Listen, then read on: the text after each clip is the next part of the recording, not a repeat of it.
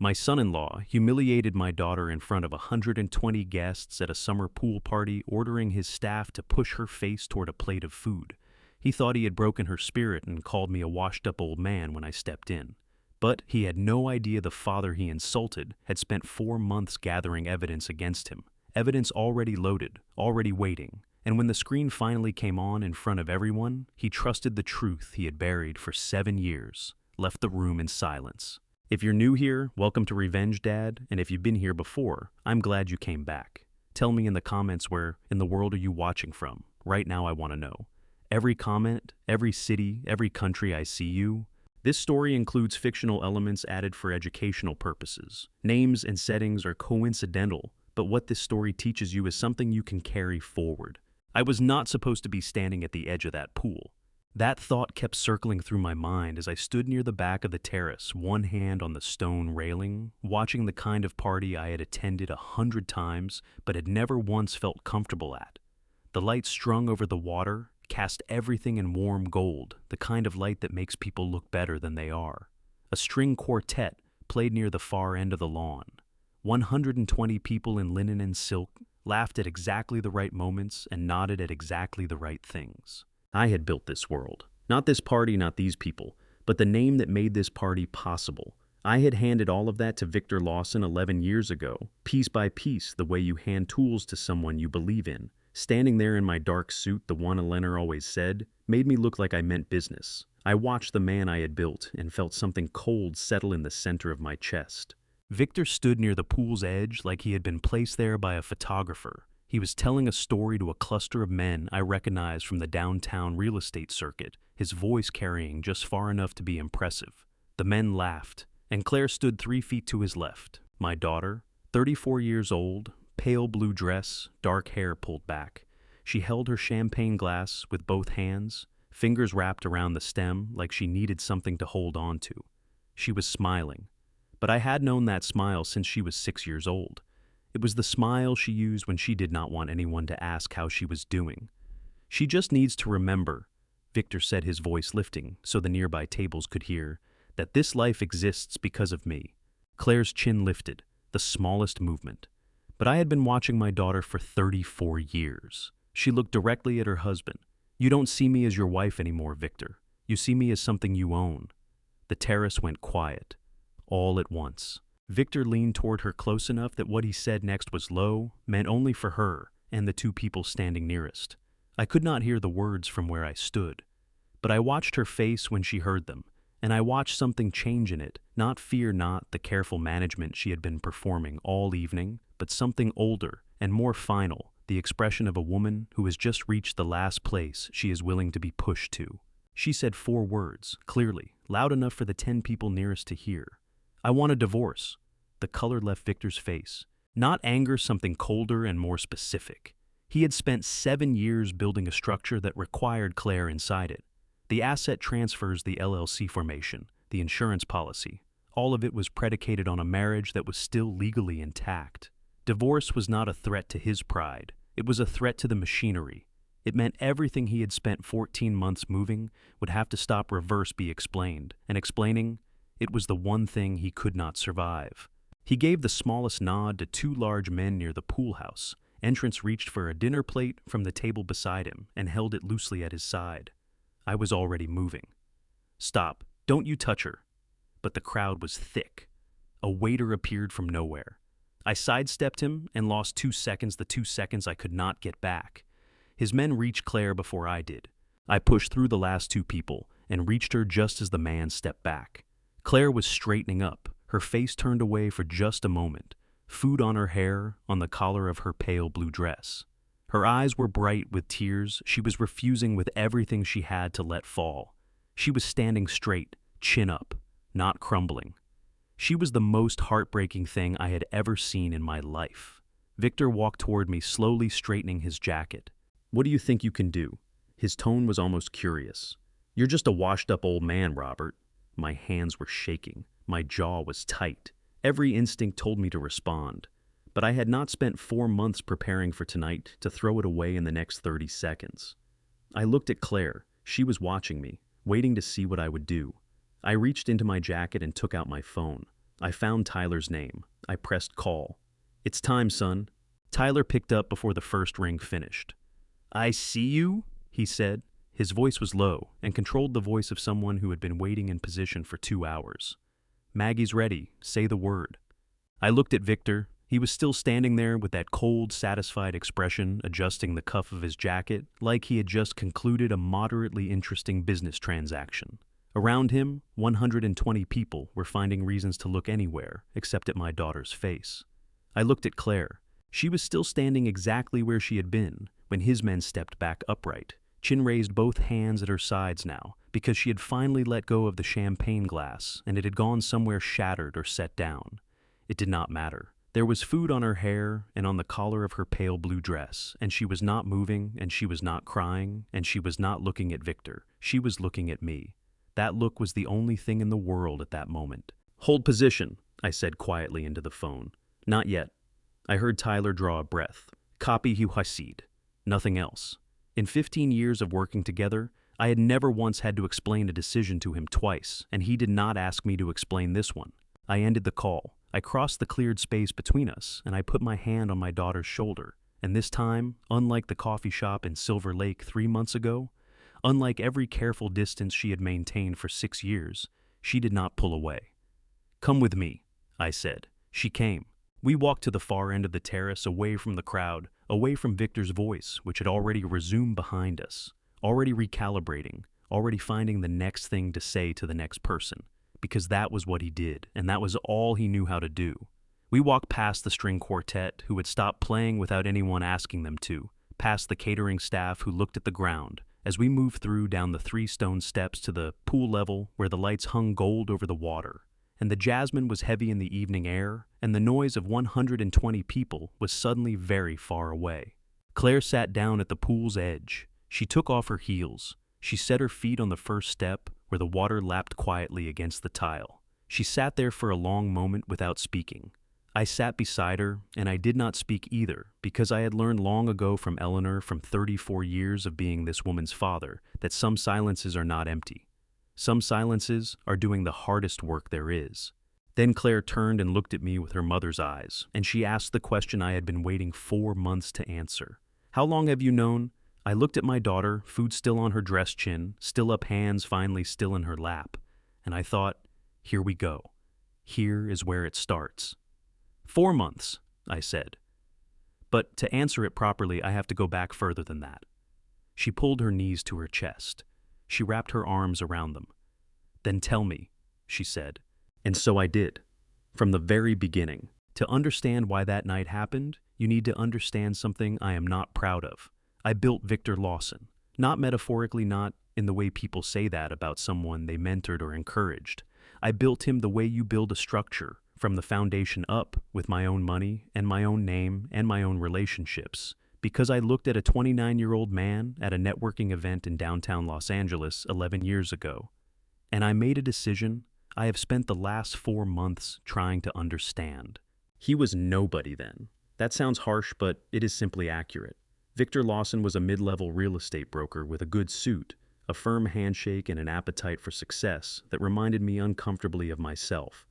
At 28, when I had arrived in California, from a small town in Georgia with $800 in a checking account, and a certainty that was either going to take me somewhere or destroy me. I had spent 35 years learning the difference between the kind of hunger that builds something and the kind that just consumes. I thought I recognized the first kind in Victor. I was wrong, but I did not know that yet. I guaranteed his first loan $4 million through Pacific Coast Commercial Bank, secured against assets of mine that I had spent 15 years building. I opened my contact list to him. I made phone calls on his behalf to men who returned my calls within the hour and would not have returned his within the week. I walked him into rooms that had taken me a decade to earn the right to enter, and I introduced him to the people in those rooms as someone worth knowing. He came to dinner, I told Claire. "Do you remember that first summer? You were 28. You had just finished your graduate thesis?" Claire's jaw tightened. "I remember. He sat at the table, and he talked about his plans for 45 minutes, and your mother listened with that particular expression she had. The one where she was deciding something," Claire said quietly. "Yes." I looked out at the water. "That one." Eleanor Margaret Whitmore had been the most perceptive person I had ever known. She was the kind of woman who did not announce her conclusions. She simply arrived at them somewhere behind those calm brown eyes, while the rest of the world was still gathering information. She had been my wife for 31 years, and in all that time, I had learned to pay very close attention when something caught her attention in a way she did not immediately put into words. She did not put Victor into words, not that night and not for weeks after. It was 3 months before the wedding. Claire and Victor had been together for 2 years by then, and the engagement was recent, and the happiness in my daughter's face was the most real thing I had seen since Eleanor's diagnosis, that my wife sat down across from me at the kitchen table at 11 o'clock at night and said what she had been deciding since that first dinner. "I don't like him, Robert." Her voice was careful, not angry, not fearful. Careful the way she spoke when she had thought something through completely and was now choosing each word with intention. "I can't tell you exactly why. There's nothing specific I can point to. He's perfectly pleasant. He says all the right things." She folded her hands on the table. "I just don't like him." I had reached across and covered her hands with mine. "Eleanor, I'm not asking you to do anything," she said. "I'm not asking you to say anything to Claire. I just needed you to know that I noticed something, even if I can't name it yet." I told her she was tired. I told her it was the medication talking, or the fear, or the stress of everything we were managing with her treatment. I told her Claire was happy, and wasn't that what mattered? She looked at me for a long moment with those calm brown eyes. And then she said, "You're probably right." In a tone that made absolutely clear, she did not believe I was probably right, and she let the subject go. Eleanor died 7 months later.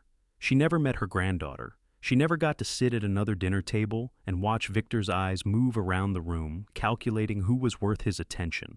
She was gone before any of it became what it became. And I had not listened.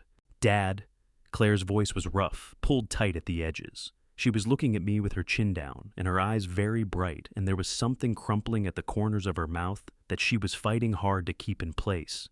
"She told you!" "She told me," I said. My own voice came out steadier than I deserved. "And I told her she was tired, and I have thought about that conversation every single day for the past 4 months." Claire pressed her lips together. A tear broke loose from her right eye and ran down to her jaw, and she reached up and wiped it away with the back of her hand, with the impatient efficiency of someone who does not want to be seen crying and is losing the battle. Then another came, and she stopped trying to stop them. "She was right," Claire said. "She always saw things before anyone else did." "I know." My throat had gone tight in a way that made the words harder to get out than they should have been. "I know she did." We sat there together at the edge of the pool for a moment that felt longer than it was. My daughter crying quietly beside me, the water making small sounds against the tile, the catering staff working in the background, with the discreet efficiency of people who have learned not to see what they are not supposed to see. Then I told her about Maggie's phone call, about coming into the office at 10 o'clock on a Thursday evening 4 months ago to find a single sheet of fax paper on my desk, about a real estate transfer document for a property in Santa Monica, about a company name I had never seen before. "Crestview Holdings," I said. Claire went very still. "I didn't know what it was at first," I told her. "But I knew it shouldn't exist, and I knew your name shouldn't be on a transfer document going somewhere I had never heard of." I looked at her. "So I called Tyler." Claire uncurled herself from the step. She set her feet flat on the pool's edge and sat up straight and looked at me with the expression of someone who has just understood that the ground they are standing on is not the ground they thought it was. "Tell me everything," she said. Her voice had stopped shaking. It was low and clear and completely certain. "From the beginning. Don't leave anything out." I looked at my daughter, 34 years old, Eleanor's eyes, her chin up, her hands steadies in her lap, and I thought, there she is. There is the woman Eleanor always knew she was. "I won't," I said, and I began. "The fax came in on a Thursday evening in February. That detail matters because Maggie Carroll does not call me after 7 o'clock unless something is wrong. In 22 years of working together, I can count on one hand the number of times she has contacted me outside of business hours, and every single one of those times she was right to do it. So, when my phone rang at 7:43 on a Thursday evening and her name appeared on the screen, I did not let it go to voicemail. "Mr. Whitmore," Her voice was the same voice she used when she was telling me about a scheduling conflict or a document that needed my signature level, precise, completely without drama. That was what told me something was wrong. Maggie uses that voice specifically when she does not want to alarm me before she has all the facts. There's something here that just came through the facts. I think you should come in and look at it yourself. Tonight? I asked. Tonight? She said. I was at the office by 8:15. She had left the document exactly where it had come out of the machine, on the small table beside the fax unit in the administrative wing, which nobody used anymore, except for receiving documents from older firms that had not yet made the transition to digital filing. She had not touched it. She had not made copies. She had simply stood beside it and waited for me, because in 22 years she had learned that certain things should be seen fresh without anyone else's fingerprints on them, and she had the instincts to know which things those were. It was a single page, a real estate transfer agreement for a condominium investment property in Santa Monica, a property I recognized immediately because I had purchased it as part of a portfolio acquisition 7 years ago and transferred it to Claire as part of her inheritance planning. The document listed the current owner, Claire Whitmore Lawson, and the receiving party for the transfer, Crestview Holdings, LLC. I had never heard that name before in my life. "Do you know it?" Maggie asked. She was standing 2 feet away watching my face the way she always watched my face when she needed to understand something quickly. "No," I said. "Get me Tyler." She had already dialed him by the time I finished the sentence. Tyler Whitmore answered on the second ring, and when I told him what I was looking at, I heard the quality of his attention change, the particular shift that happens when a fraud attorney stops half listening and starts recording everything. He was in the office within 35 minutes, still in the clothes he had been wearing at dinner, his tie loosened, carrying his laptop under his arm. He sat down at the conference table and started with the Delaware Division of Corporations database, because Delaware is where you go when you want to form a company, quickly and quietly. The state's business laws are deliberately designed to make incorporation fast, and its ownership records difficult to trace, which is why roughly 65% of Fortune 500 companies are incorporated there, and why it is also the jurisdiction of choice for people who want to move assets without drawing attention. Crestview Holdings, LLC appeared in the database in under a minute. Formation date recorded and filed. Registered agent, a law firm in Wilmington that Tyler recognized immediately as a high-volume incorporation service that handled hundreds of LLCs a year and asked very few questions. Listed owner, Raymond Lawson. Tyler looked up from his screen. "Raymond Lawson, is that Victor's cousin?" I said. "They grew up together. He lives in Scottsdale." Tyler's jaw tightened. He turned the laptop so I could see the screen, and he pointed to the formation date without saying anything, and I leaned forward and read it, and then I had to sit down. The LLC had been formed 3 days after my daughter's wedding. 3 days. Victor had stood at an altar in front of 200 people and made promises in a church that his own grandfather had helped build. And 72 hours later, he had filed paperwork in another state to begin the process of making sure that when the time came, Claire would have nothing. "He planned this before the wedding," I said. The words came out of me slowly, like I was still catching up to what they meant.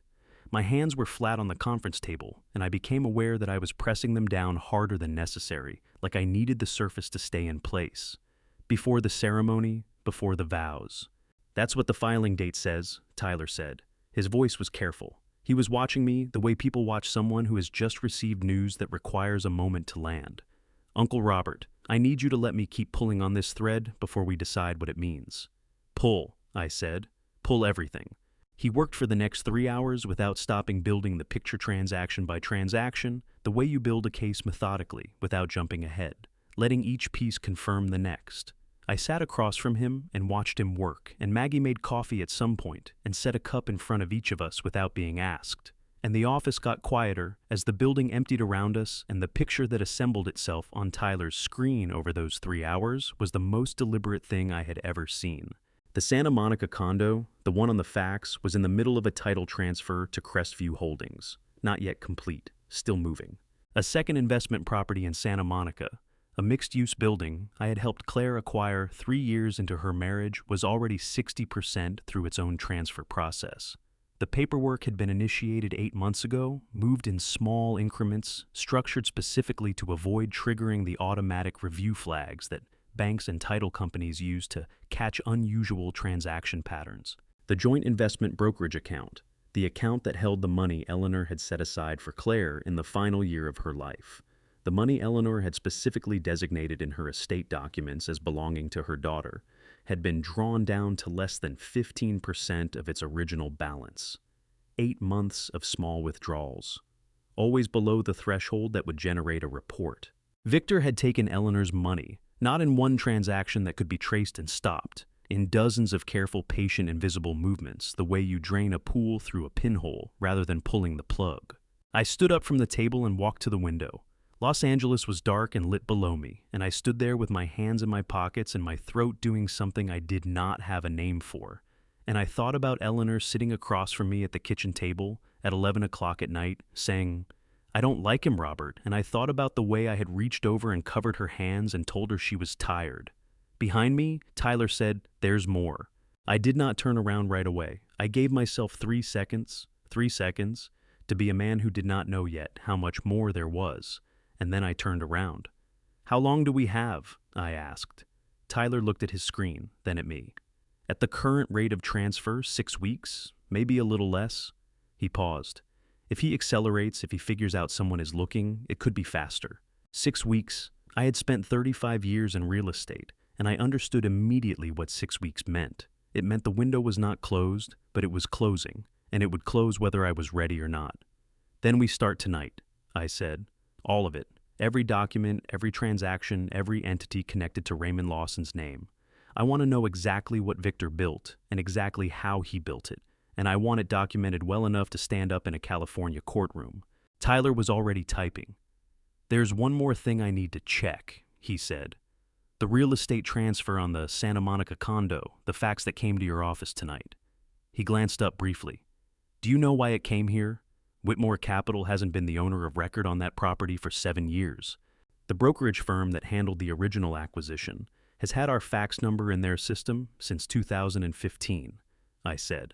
Old contact information that nobody ever updated. Victor's title company used the same firm I had introduced him to 9 years ago when I was still opening every door I could find for him. The document went where the system told it to go. Tyler nodded, making a note. "Means he didn't expect it to come here." "No," I said, "he didn't." I looked at the single sheet of fax paper still sitting on the corner of the conference table. 1 page, 1 wrong number in an outdated contact file. Victor had spent 14 months building something designed to be invisible, and the first crack in it had come from a clerical error in a database nobody had bothered to update.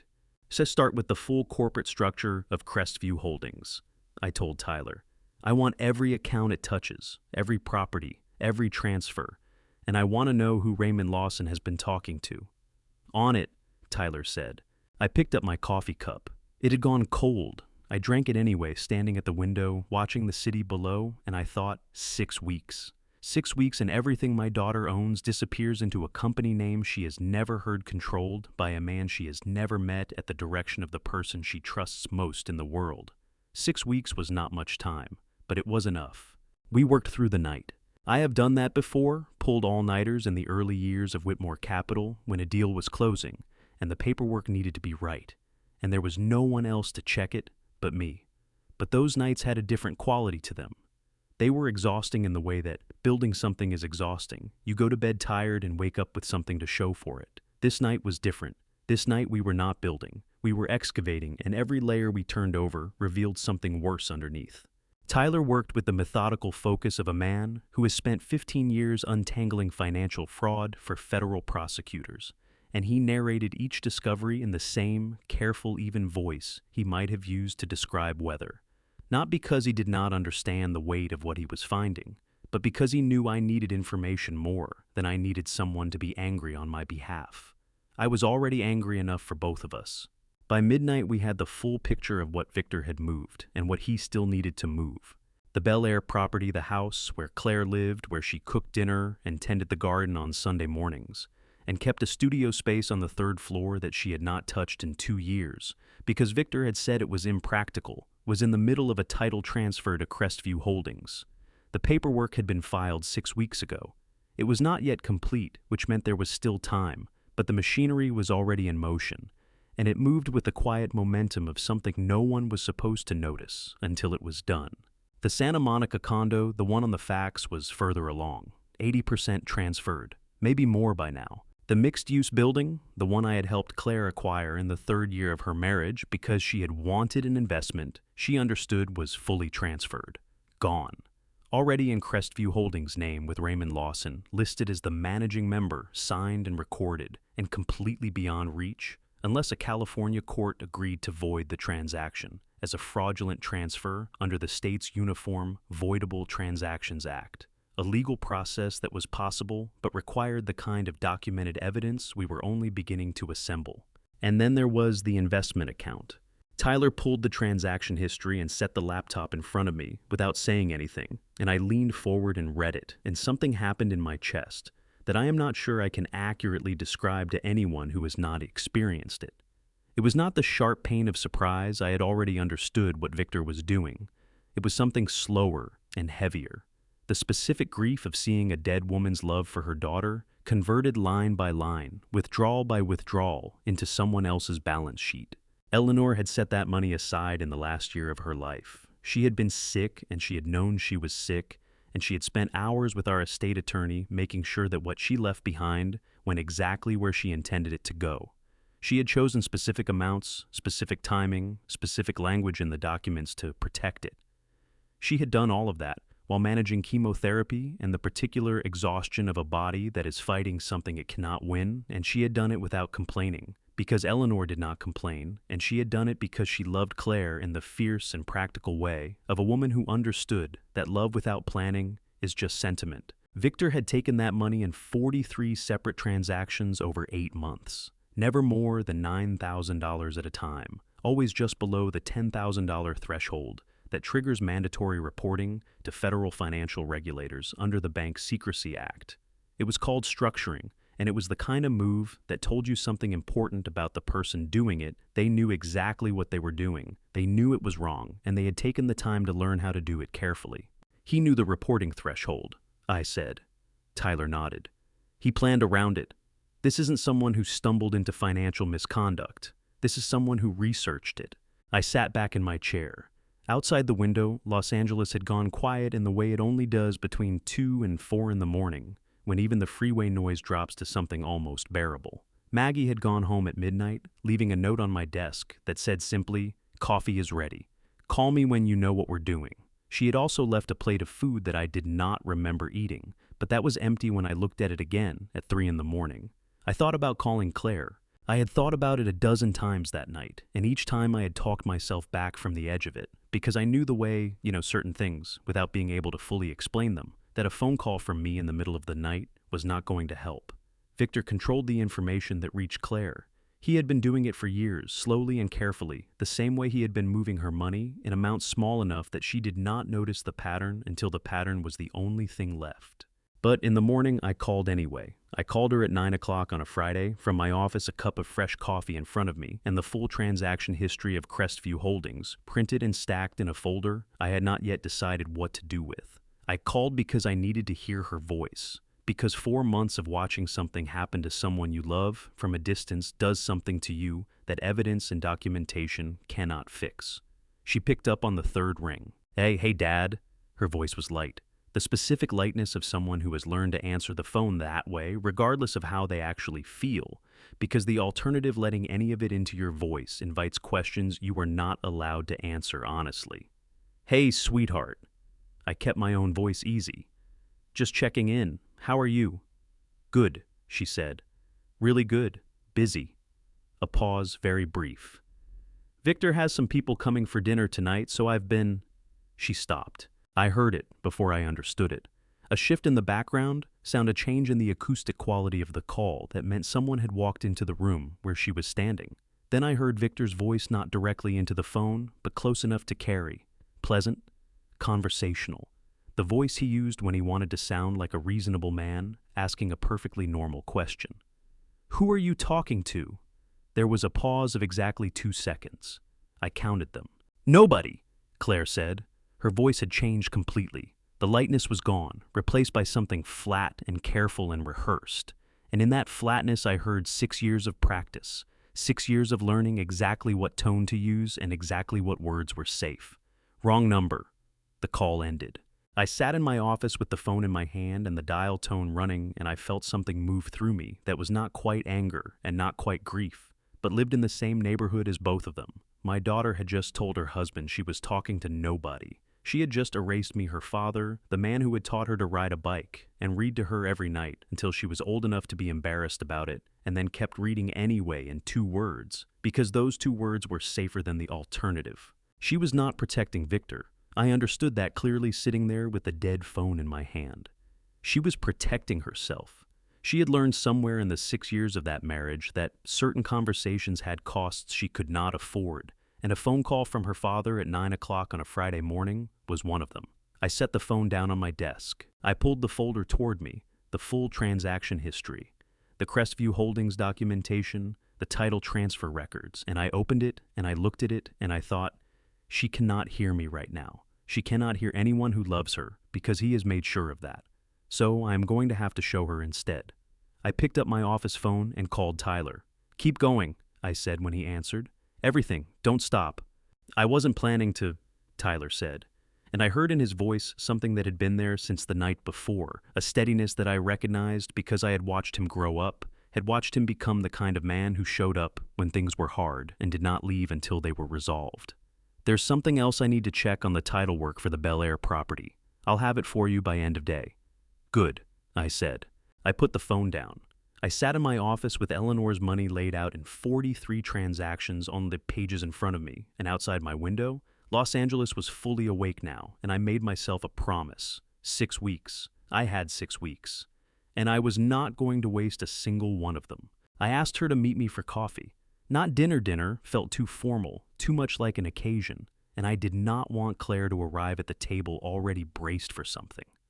Coffee was casual. Coffee was just a father and his daughter sitting across from each other on a Tuesday morning because they had not seen each other in 3 weeks, and that was reason enough. I chose a small place in Silver Lake that she had liked in her graduate school years. A narrow room with exposed brick and mismatched chairs and the particular smell of a coffee shop that has been in the same location long enough to have absorbed the neighborhood into its walls.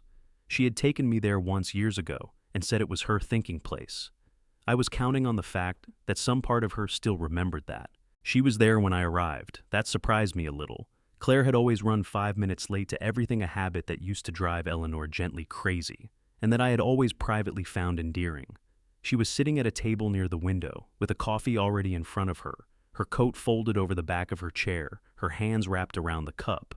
She looked up when I walked in and smiled, and for a moment, just a moment, she looked so much like the person I remembered that something in my chest did a complicated thing I was not prepared for. I sat down across from her. A server came and I ordered without looking at the menu.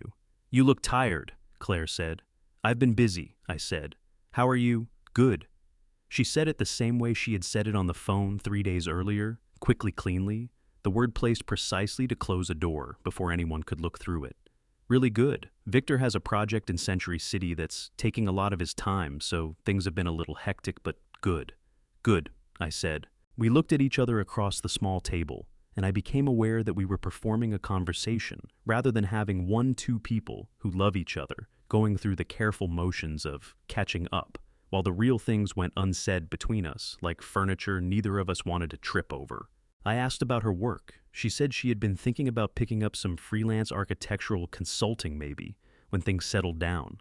I asked what things. She said just, "Things you know how it is," and moved the conversation somewhere else with the practiced ease of someone who has learned to redirect, without appearing to redirect. I watched her hands around the coffee cup. She was holding it the same way she would hold her champagne glass at the party 3 months from now, with both hands, fingers interlaced, like she needed the warmth of it, or the weight of it, or simply something solid to hold on to. I decided to try. "Claire," I said, "I want to ask you something, and I want you to know that you don't have to answer it the way you think I want you to. You can just answer it honestly." She looked at me over the rim of her cup. Something shifted in her eyes, very subtle, very fast, like a curtain moving in a room where the window has just been opened. "Okay," she said. "Are you happy?" The silence that followed was not the silence of someone thinking. It was the silence of someone deciding. There is a difference, and I had watched Claire make decisions her whole life, and I knew which one this was. Of course I am, she said. Her voice was warm and even, and completely without cracks. Dad, I know you worry. I know I know we haven't seen each other as much lately, but that's just life. That's just how it gets when you're both busy and you're building something together. Are you building something together? I asked. A very small pause. What does that mean? It means I'd like to know what your life looks like, I said. Not the version you tell me when you think I need reassurance. The actual version. Something moved across her face. Pain, I thought, or something adjacent to it. Something she caught and managed before it could become visible. She set her coffee cup down. She looked at the table for a moment, and then looked back up at me with a smile that did not reach the outer corners of her eyes. You're doing that thing, she said, where you decide you know better than I do what's happening in my own life. Maybe, I said. Or maybe I'm your father, and I know your face. Dad, when did you last talk to Jen? I asked. Jen Calloway had been Claire's closest friend since their first year at UCLA. They had been inseparable for a decade. I had not heard Claire mention her name in over 2 years. Claire's hands moved in her lap. A small movement quickly stilled. We've drifted a little. That happens. And your work. The firm you were consulting for in Pasadena. I stepped back from that. Her voice had tightened by a degree I do not think she was aware of. It wasn't the right fit. Victor thought... She stopped. Victor thought what? I asked gently. She picked her coffee cup back up. It just wasn't the right fit, she said. That's all. I looked at my daughter across the small table. 34 years old, UCLA graduate, a woman who had once presented a structural design proposal to a room full of architects twice her age, and not flinched once. And I thought about what Patricia Holloway had told me the previous week when I had called her in a moment of not knowing who else to call. Patricia had been Eleanor's closest friend for 25 years. She was a clinical psychologist at UCLA Medical Center, and she had watched Claire grow up.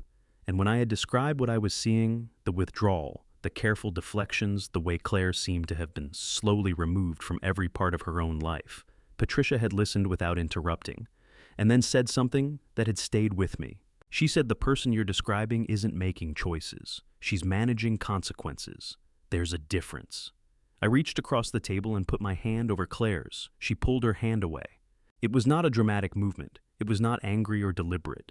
It was a reflex, the specific automatic withdrawal of someone whose body has learned independently of her conscious mind to move away from unexpected contact. She did it before she knew she was doing it, and then she looked down at her own hand with an expression I can only describe as confused, the expression of someone who has just discovered that their body has been keeping a secret from them. 1 second. The expression lasted 1 second before she smoothed it away. But I had seen it. My throat closed. Not from sadness, not exactly from recognition.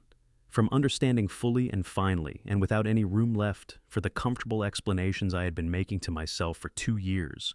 What 6 years of living with Victor Lawson had done to my daughter's nervous system. She had not pulled her hand away from me. She had pulled it away from anyone who moved toward her without warning. She had done it without thinking, because she had learned somewhere below the level of conscious thought that it was safer. I should get going, Claire said.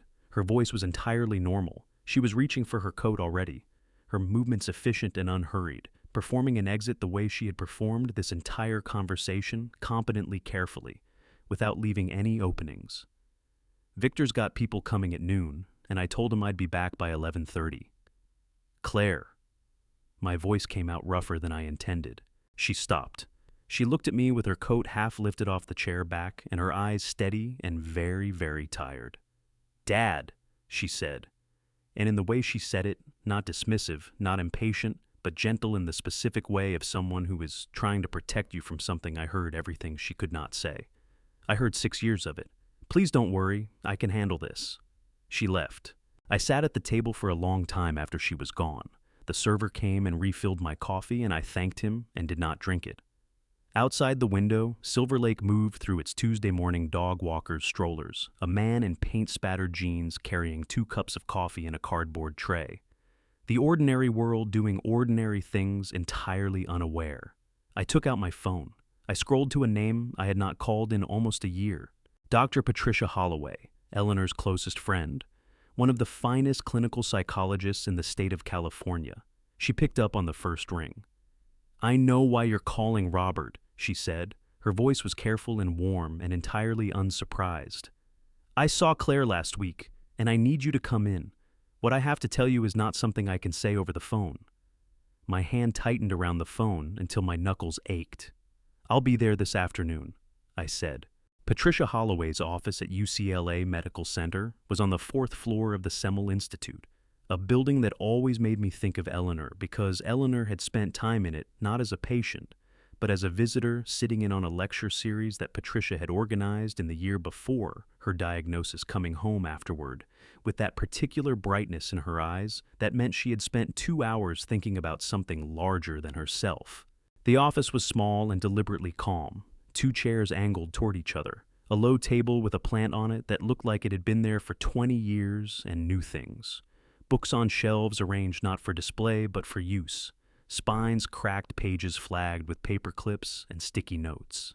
A window that looked out over the campus, and through it in the middle distance the Santa Monica Mountains going blue in the afternoon light. Patricia herself was 55 years old, silver-haired with the particular stillness of someone who has spent 3 decades listening to people in pain and has learned that stillness is a form of kindness. She had known Eleanor since graduate school. She had held Eleanor's hand in this same building, in a different wing, on the day the oncologist had used the word terminal. She had stood beside me at the graveside and not said anything, because she understood better than most people that there are moments when words are not the point. She stood up when I walked in and shook my hand with both of hers, which was not something she normally did, and I understood from that small gesture that what she had to tell me was not going to be easy. "Sit down, Robert," she said. I sat. She sat across from me and folded her hands in her lap and looked at me for a moment with the expression of a woman who is deciding not how to soften what she is about to say, but whether softening it would actually help. She decided it would not. "I need to be careful about what I share with you," she said. "Claire came to me voluntarily, and what she tells me in this room belongs to her. I want you to understand that I'm not going to violate that, but I can tell you what I observe. I can tell you what I see as a clinician, and I can tell you that what I see worries me deeply." "Tell me," I said. Patricia took a breath. "What Victor has been doing to Claire has a name," she said. "It's called coercive control. It's a pattern of behavior, not a single incident, not a moment of anger, but a sustained systematic campaign to limit another person's autonomy, isolate them from their support network, and make them dependent on the person doing the controlling." She paused. "It doesn't leave bruises. It doesn't show up in emergency rooms. It's invisible to everyone on the outside, which is exactly what makes it effective." I thought about Claire's hands around the coffee cup that morning. Both hands. Always both hands. "Walk me through it," I said.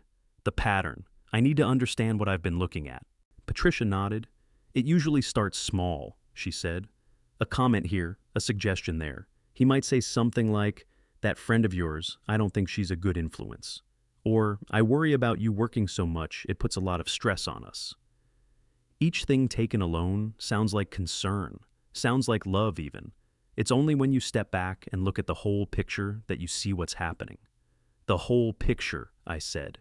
"The whole picture is this," Patricia said. "Over 6 years, Claire has lost her closest friendships, not because she chose to let them go, but because maintaining them became costly in ways she couldn't sustain. She left a career she was genuinely gifted at, because the friction it created at home was greater than the satisfaction it gave her. She stopped calling you, as often stopped coming to family gatherings, stopped making plans that didn't involve him, not because she didn't want to, but because the consequences of doing those things were never worth it." She looked at me steadily. "None of those things happened because Claire changed. They happened because the environment she lives in systematically punishes her for existing as an independent person." My jaw was tight. I made myself relax it. "She doesn't see it," I said. "She can't see it," Patricia said. "That's the most important thing I need you to understand. This isn't the situation where Claire knows what's happening and is choosing to stay anyway. Coercive control works precisely because it dismantles the person's ability to accurately assess their own situation. Victor hasn't just isolated Claire from the people who love her. He's isolated her from her own judgment. By now, she genuinely doesn't trust her own perceptions, which means If you go to her and tell her what you've found, her first instinct will be to defend him. Not because she's weak, because that's what this does to people. I thought about this morning. I thought about the way she had said, "You're doing that thing," where you decide you know better than I do what's happening in my own life. I had heard defensiveness in it at the time. I heard something else now. She pulled her hand away from me, I said. This morning, I put my hand over hers and she pulled it back before she even knew she was doing it. My voice had developed a roughness I was not trying to hide. She looked at her own hand like she didn't recognize it. Patricia's expression tightened for just a moment, a flash of something behind her clinical composure that looked like grief. "That's a trauma response," she said quietly. Her nervous system has been trained to anticipate consequences for things that should be perfectly normal, being touched unexpectedly, making eye contact with someone who might be upset with her, having a conversation that isn't scripted. She leaned forward slightly. "Robert, this has been going on for 6 years. These patterns don't develop overnight, and they don't resolve because someone who loves her tells her the truth. Then what resolves them?" I asked. My voice came out harder than I intended, scraped at the edges with the particular frustration of a man who has spent months watching something happen and is only now understanding the full shape of it. "Because I have documentation, Patricia. I have evidence of financial fraud, of assets being moved without her knowledge or consent, of a plan that has been in motion since before they were married. I have all of that, and you're telling me I can't just show it to her. I'm telling you that showing it to her privately in a room where it's just you and her may not be enough," Patricia said. Her automatic response will be to find the explanation that protects Victor. She's been conditioned to do that. It would take her days, maybe weeks, to get past that conditioning on her own.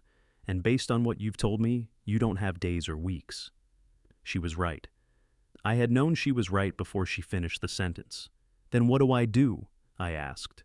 Patricia looked at me for a long moment. "You need to create a situation where the evidence is undeniable," she said. "Not just credible, undeniable. Where there is no explanation that protects Victor, because the evidence is so complete and so public that even Claire's conditioned responses can't find a foothold." She paused. "And you need witnesses. Not just legal witnesses people Claire can look at afterward and know they saw the same thing she saw. Because part of what coercive control steals from people is their faith in their own perception. If Claire is surrounded by people who all saw the same reality at the same moment, it becomes much harder for the conditioning to reframe it." I sat with that for a moment. Outside the window, the Santa Monica Mountains had gone a deeper blue. "She mentioned something to me," Patricia said. "In our session last week, Victor is planning some kind of large event. A party." She looked at me carefully. "She said he wanted to invite you." Something shifted in my chest. Not surprise exactly, more like a key turning in a lock I had not known was there. "He wants me there," I said. "She didn't say why," Patricia said. "She just said he mentioned your name specifically." She paused. "Robert, I don't know what that means, but I think you should consider it carefully before you decide what to do next." I stood up to go.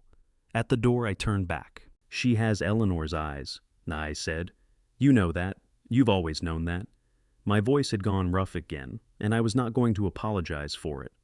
"And I let this happen because I didn't listen when Eleanor told me not to trust him." Patricia stood. She crossed the room and put her hand on my arm, the same gesture she had made at the graveside years ago, the one that meant I am here, and I know, and there are no words. "You're listening now?" she said. "That's what matters." I nodded. I walked out into the corridor and stood there for a moment, with my hand against the wall and my eyes closed and the hum of the building around me. And I thought about 6 years and about Eleanor and about a 34-year-old woman in a Silver Lake coffee shop pulling her hand away from her father before she even knew she was doing it. Then I straightened up and walked to the elevator. I had work to do. Tyler called me on a Tuesday afternoon in early April, with the particular tone in his voice that I had learned over years of working with him, meant he had found something he wished he hadn't. "I need you to come look at something," he said, not over the phone. I was at his office on Wilshire within 40 minutes. He had printed 2 sets of documents and laid them side by side on his conference table. On the left, copies of Claire's signature from documents I recognized the original property purchase agreement from 7 years ago, a trust amendment from Eleanor's estate, a tax filing from 2 years before. On the right, the transfer agreements from Crestview Holdings. 4 documents, 4 signatures bearing my daughter's name. I looked at the left side first. I knew that signature. I had watched Claire develop it over years, from the careful rounded letters of a child learning to write her own name at the kitchen table, to the confident, slightly forward-leaning script of a woman who had signed enough professional documents to make it her own. I knew the way her C curved, the way the W of Whitmore ran slightly uphill, the specific pressure she put on the final stroke. I looked at the right side. My stomach dropped. "They're close," Tyler said. "Someone practiced, but the C is wrong. She always lifts her pen there, and on these documents the stroke is continuous, and the L in Lawson leans left on the originals. On these, it's straight." "I know," I said. My voice came out flat and quiet. "I don't need you to tell me. I knew before you finished laying them out." Tyler looked at me for a moment. "I know you did," he said gently. "But we need someone the court will believe." He had already contacted Dr. James Vance, a forensic document examiner at USC, who had spent 25 years providing expert testimony in federal fraud cases. Dr. Vance examined the documents for 3 days and delivered a report that was unambiguous in the way that only scientific conclusions can be unambiguous. The signatures on all 4 Crestview Holdings transfer agreements were not produced by the same person who signed the comparison documents. The variations in pen pressure, stroke sequence, and letter formation were consistent with a deliberate attempt at imitation rather than natural variation. Forgery, California Penal Code, Section 470, a felony. I held the report in my hands and read it twice, and I thought about my daughter at 7 years old, sitting at the kitchen table with a sheet of wide-ruled paper, practicing her name over and over because Eleanor had told her that a person's signature was the one mark in the world that was entirely their own. I thought about how seriously Claire had taken that, how carefully she had worked at it. Victor had taken that too. Tyler arranged the meeting with Gary Moss 3 days later. Moss was a licensed notary public in Los Angeles County who had provided his seal and signature on all 4 forged documents, which meant that under California law, he had certified them as genuine, a certification that was either the product of negligence so severe it bordered on criminal or something considerably worse. It turned out to be something considerably worse. We met him at a coffee shop in Culver City, just Tyler and me, and Tyler set the documentation on the table between us without preamble. Moss was 53 years old, heavyset with the look of a man who had been carrying something uncomfortable for long enough that it had started to show in his posture. He looked at the documents. He looked at Tyler. He looked at me. Then he put his face in his hands. "He paid me $50,000, Moss said. His voice was muffled behind his palms. "Cash, in 2 installments. He dropped his hands and looked up, and his eyes were red at the rims in the way of someone who has not been sleeping. "I knew it was wrong. I've known for months." "Then you'll cooperate," Tyler said. It was not a question. "Yes," Moss said. He said it immediately with the particular exhaustion of a man who has been waiting for someone to give him permission to stop carrying a secret. "Whatever you need, yes." He was reaching for his water glass when Tyler stopped him. "One more thing," Tyler said, "before we finalize anything. Is there anyone else involved?" "Anyone else?" Victor approached. Moss set the glass down. He looked at the table for a moment, and something moved across his face that was not quite hesitation and not quite guilt, but lived somewhere between the two. "There's someone inside Whitmore Capital," he said. "I don't know the name, but Victor mentioned it. Once said he had someone on the inside who was keeping him informed." He looked up at me directly. "I'm sorry, Mr. Whitmore. I should have come forward sooner. I know that." I looked at this man who had put his seal on documents designed to erase my daughter's future, and I thought about all the ways a person talks themselves into the wrong thing one small step at a time, and I did not say what I was thinking. "Get your attorney," I told him, "and then call Tyler. We'll need your full cooperation documented before this goes any further." I walked out of that coffee shop into the April afternoon, and the sun was bright and the street was loud with traffic, and I stood on the sidewalk for a moment with the knowledge that there was a traitor inside my own company and that Victor had been seeing through my walls for longer than I had known. I pulled out my phone and called Tyler before I reached my car. "Someone inside Whitmore Capital," I said. "I heard," Tyler said. "I'm already on it." Tyler identified him by Wednesday afternoon. It did not take long once we knew what we were looking for. The information Victor had been using the specific details about Whitmore Capital's internal financial structure, the timing of certain asset transfers, the language in documents that had never been made public could only have come from someone with access to our accounting systems. Tyler cross-referenced the access logs against the list of people who had been in contact with Victor's office over the past 18 months, and the name that came up was the one I had been hoping would not come up. Dennis Ford, 52 years old, Chief Financial Officer of Whitmore Capital for 14 years. A man I had hired when he was 38 and still carrying the particular hunger of someone who has not yet proven himself and is quietly desperate to do so. I had watched him grow into the job over years, watched him become steady and careful and completely reliable, and I had trusted him with things I trusted almost no one with. I told Tyler I would handle it myself. I waited until 6:30 when the office had emptied out. I walked down the hall to Dennis's office and knocked twice and opened the door, and he was still at his desk, jacket off sleeves, rolled the posture of a man who works late, not because he has to, but because he does not know what else to do with himself. He looked up when I walked in, and I watched something move across his face that told me everything I needed to know before either of us said a word. It was not surprise. It was the expression of someone who has been waiting for a knock on a door they knew was eventually coming. I closed the door behind me. I sat down in the chair across from his desk. I did not say anything right away because I had learned a long time ago that silence in certain rooms does more work than speaking. Dennis broke first. "How much do you know?" he asked. His voice was quiet and stripped of its usual steadiness, the voice of a man who has put down something heavy and is not sure his legs still work without the weight. "Enough," I said, "but I want to hear it from you." He looked down at his desk. His hands were flat on the surface in front of him, and I noticed that his right thumb was moving in a small, repetitive circle against the wood, a gesture I had never seen him make before, the nervous habit of a man whose body is trying to discharge something his mind cannot process. "Jason," he said. "Tell me about Jason," I said. Dennis's son was 28 years old, a junior analyst at a mid-sized investment firm in Century City. 2 years ago, he had come to his father with an opportunity, a real estate investment deal that a broker named Victor Lawson was putting together for a select group of high-net-worth individuals. The returns looked exceptional. The documentation looked clean. Jason had put in $200,000 of his own money he had saved over 4 years. Money he had been meticulous about accumulating, the kind of careful, patient saving that told you something about the character of the person doing it. The deal had collapsed within 6 months. Jason had lost everything he put in.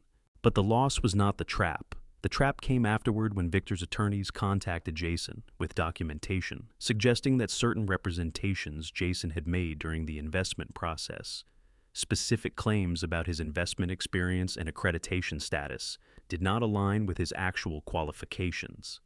Under federal securities law, misrepresenting your accreditation status when participating in a private investment offering is a serious violation. It would not necessarily result in criminal charges, but it could, depending on how aggressively it was pursued. Victor had held that documentation for 8 months before he used it. "He called me directly," Dennis said. His voice was barely above a speaking level, now tight at the edges. "Not Jason, me.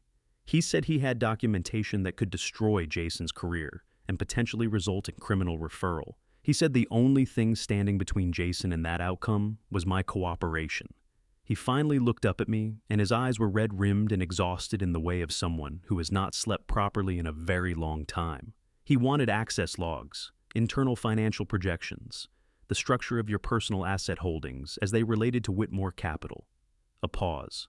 I said no the first time, and then he sent me a copy of the documentation, and I said yes. The room was quiet for a moment. Outside the window, the last of the evening light was going out of the sky over downtown LA, the buildings going dark from the top down. "Does Jason know?" I asked. Dennis shook his head. The movement was small and final, like something closing. "No, and I can't." His voice broke on the word, and he stopped and pressed his lips together hard and breathed through his nose until he had it back. "I can't let him know. He would never forgive himself." I looked at this man, 14 years at my right hand, 14 years of steadiness and precision and showing up, and I thought about the impossible arithmetic of being a father. The calculations you make in the dark, the things you trade away to keep the people you love, from harm the way love can be turned into a weapon by someone who understands it clearly enough to aim. "Open your bottom drawer," I said. He looked at me. "Dennis, open your bottom drawer." He pulled it open slowly. Inside was a manila folder worn at the corners, the kind of folder that has been handled many times by someone trying to decide what to do with it. "I've been keeping it for 8 months," he said. "I don't know exactly why. Something felt wrong. Something always felt wrong, and I kept thinking—" He stopped. "I kept thinking that if it ever came to it, I wanted to have done one thing right." I reached across the desk and took the folder. Inside were printed copies of internal accounting records, flagging unusual payment patterns, specifically monthly transfers from a Lawson Premier Properties corporate account to a premium payment address that corresponded to a life insurance policy. The amounts were consistent, the timing was regular, and Dennis, with 14 years of financial instinct, had noticed that the payment address did not match any vendor or contractor in Victor's disclosed business accounts. He had printed the records, put them in a folder, and put them in his bottom drawer and said nothing to anyone for 8 months. "You understand what this means?" I said. It was not a question. "Yes," Dennis said. "You're going to continue coming in every morning," I said. "You're going to do your job exactly as you always have. You're going to give Victor no indication that anything has changed. And when the time comes, and it will come, you're going to cooperate fully with whatever legal process follows." I looked at him steadily. "Not because I'm asking you, because it's the only right thing you have left to do." He nodded. His jaw was working like he was trying to find words and coming up empty each time. "Mr. Whitmore," he said finally. His voice was rough and low and completely without defense. "I know that doesn't fix anything. What I did, I know that." I stood up. I picked up the folder. I looked at Dennis Ford, this man I had trusted and who had failed that trust in the way that only happens when someone is pushed to a wall they cannot get past. And I thought about the fact that Victor had chosen him specifically, had identified the precise thing Dennis would not let happen to his son, and had built a lever out of it. "It doesn't fix it," I said, "but it helps." I walked out of his office and down the hall and into the elevator, and I stood in the elevator with the folder in my hand and my eyes on the floor indicator, and I thought Victor knew exactly who to pressure and exactly how hard to press. He had done this carefully, and he had done it well, but he had not counted on a father who kept records. Before I reveal what was inside that folder, the one piece of evidence that made my hands shake for the first time in 35 years, drop the number 10 in the comments right now. It tells me you're still here, and tonight that matters more than you know. Heads up, the story you're about to hear contains fictional elements built for reflection and education. If that's not what you're looking for, no hard feelings, you can step away right here. But if you're staying, you'll want to hear what came next. I did not open the folder until I was back in my office. I do not know exactly why I waited. Perhaps because the elevator felt too small or the parking garage too exposed, or perhaps because some part of me understood that whatever was in that folder needed to be read in a place where I could afford to react to it privately. I have spent 35 years building a reputation on the ability to keep my face neutral in rooms where the stakes are high, and I was not entirely confident walking out of Whitmore Capital's lobby into the April night with Dennis Ford's manila folder under my arm that I still had that ability intact. Maggie was still at her desk when I came back up. She looked at the folder and then looked at my face and did not ask any questions, which was one of the 1,000 reasons I had never once considered what my professional life would look like without her. I sat down at my desk. I set the folder in front of me. I opened it. The accounting records were on top. The payment pattern documentation Dennis had compiled over 8 months, the monthly transfers from Lawson Premier Properties corporate operating account to a premium payment address. Tyler had already confirmed with the insurer's records department that the address corresponded to an active policy. I set those pages aside and kept reading. The policy summary was a single page printed on the insurance company's letterhead. I read it once quickly and then set it down and looked out the window for a moment and then picked it up and read it again slowly, because the first time through, I thought I had misread something, and I needed to be certain I had not. I had not misread anything. The policy was a whole life insurance contract issued 14 months ago.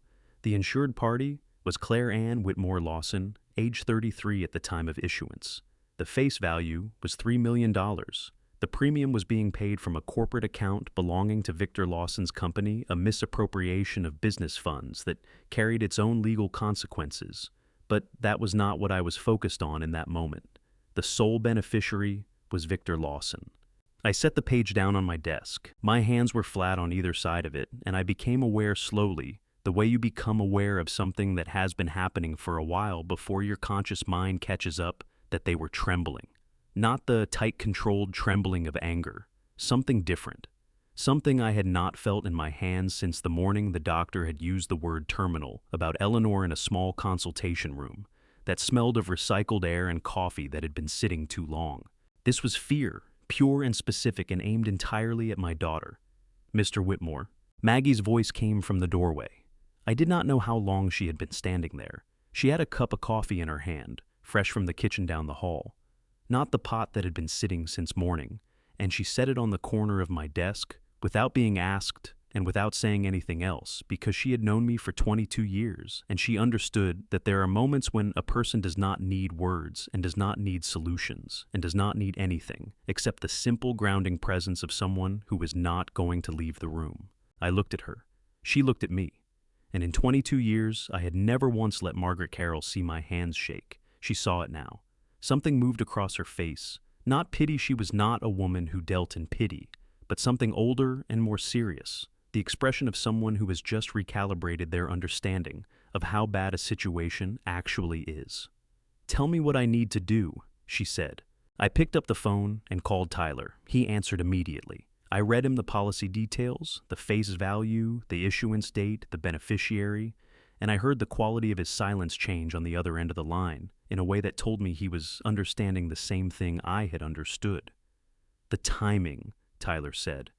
"The policy was issued 14 months ago. That's 2 months after he filed the Crestview Holdings paperwork." "I know," I said. "Uncle Robert," he stopped, started again. This combined with the asset transfers and the pattern of isolation Patricia described, this is a profile that law enforcement takes very seriously. This isn't just fraud anymore. "I know what it is," I said. My voice came out steadier than I felt, which was the only thing I had left in that moment that was functioning the way it was supposed to. "I know exactly what it is." After I hung up, I stood and walked to the window. 22 floors below Los Angeles moved through its Thursday night headlights on the freeway. The lit windows of buildings where people were working late or eating dinner or putting their children to bed. The ordinary machinery of a city that had no idea what was sitting in a folder on a desk in a building it was driving past. I thought about Claire at 7 years old, running down the stairs on Christmas morning in socked feet hitting the landing wrong and sliding into the wall and laughing so hard she couldn't get up. I thought about Eleanor scooping her up and the way Claire's laugh mixed with Eleanor's laugh until you couldn't tell them apart. I thought about a $3 million life insurance policy issued 14 months ago. How long before he finishes the Crestview transfers? I asked Maggie, who had stayed in the doorway. She checked her notes. "Tyler's estimate is 3 weeks, maybe less if he accelerates." "Then we have 2, I said. "Maybe less." I turned away from the window. I looked at the folder on my desk, at the coffee Maggie had brought me at the city outside the glass, and I made a decision that felt less like a choice and more like the only remaining option, the way certain decisions feel when you have run out of ways to avoid them. "Get me everything," I told Maggie. "Every document Tyler has compiled, every transaction record, the Rao report, Moss's cooperation agreement, Dennis's accounting records, all of it organized, dated, and cross-referenced." I picked up the insurance policy page and slid it back into the folder. I want to be able to hand it to a California Attorney General investigator and have them understand the full picture in 20 minutes. "I'll have it ready by morning," Maggie said. She was already moving. I sat back down at my desk. I picked up the coffee and held it in both hands, the warmth of it against my palms. Something solid, something real. And I sat there in the quiet of my office while the city moved below me and thought about the fact that the most dangerous thing I had encountered in 35 years of business was not a market collapse or a failed deal or a competitor who wanted to take what I had built. It was a man who had looked at my daughter and seen an opportunity. My phone rang. I did not recognize the number. Los Angeles area code, but not a number in my contacts. I almost let it go to voicemail. It was past 9 and I was not in the condition to handle a routine call, but something made me pick up. Instinct maybe, or the particular alertness that comes when you have been carrying something heavy for long enough that your senses start compensating. "Mr. Whitmore." The voice was young, female, careful in the specific way of someone who has rehearsed what they are about to say and is still not entirely sure they are going to say it. "My name is Lena Hayes. I work for Victor Lawson." A pause, a breath. I need to meet with you tonight. I know I have no reason to expect you to trust me, but I have something you need to hear, and I have been trying to talk myself out of making this call for 3 weeks and I can't do it anymore. I looked at the folder on my desk. I looked at the coffee in my hands. I looked at the city outside the window. Where are you? I asked. She was waiting in the lobby when I came down. 29 years old, dark-haired, in the clothes she had been wearing at the office that day, which told me she had not gone home. First had driven here directly from wherever she had been when she finally made the decision she had been putting off for 3 weeks. She stood up when she saw me and she held her bag in front of her with both hands. And she looked at me with the particular steadiness of someone who is frightened, but has decided that being frightened is no longer a reason to stay quiet. Thank you for seeing me, she said. Come upstairs, I said. Tyler and Maggie were both still there. Lena sat down at the conference table without being asked, set her bag on the floor, and took out her personal cell phone. She placed it on the table between us and looked at each of us in turn. 3 weeks ago, she said, Victor called me about his schedule for the following week. Standard call, we do it every Thursday evening. We went through the calendar, confirmed his appointments, and then he said he needed to make another call and he'd check in with me later. She paused. He didn't end the call. He thought he had, but the line stayed open on my end, and I heard everything he said next. She pressed play. Victor's voice filled the conference room, not the voice he used in meetings or at parties or in the careful managed interactions I had witnessed over years. This was the voice of a man who believed he was completely alone, and it was colder and more deliberate than anything I had heard from him before. The final phase needs to be done before fall. A brief pause, the sound of papers moving. Make sure all the paperwork is clean, and Lena, don't let Claire suspect anything. The recording ended. The room was very quiet. Tyler's jaw was tight. Maggie had her hands flat on the table. I looked at Lena Hayes, this 29-year-old woman who had driven here alone at night to sit across from strangers and play a recording that was going to cost her the job she had worked 3 years to build, and I felt something shift in my chest that was not quite gratitude and not quite admiration, but lived close to both. You're one of the parties in that original call, Tyler said, which means, under California Penal Code, Section 632, this recording is entirely legal. You were on the line. You had every right to hear it. Lena nodded. I know. I looked it up. She looked at me directly. I need to know what you're going to do with this. Before I leave tonight, I need to know it's going to be used the right way.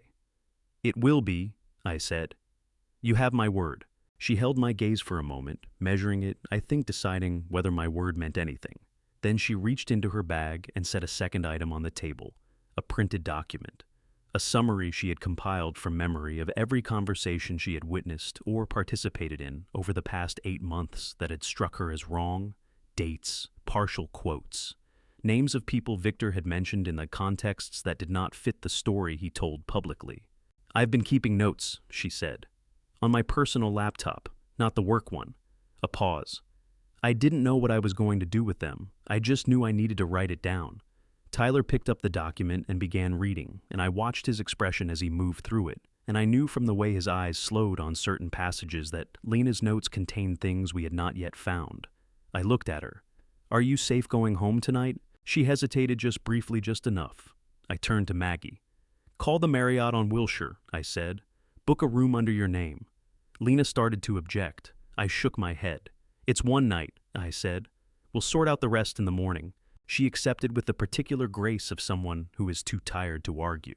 She was gathering her things when her phone buzzed on the table. She looked at the screen, and the color left her face so quickly and completely that I reached forward instinctively.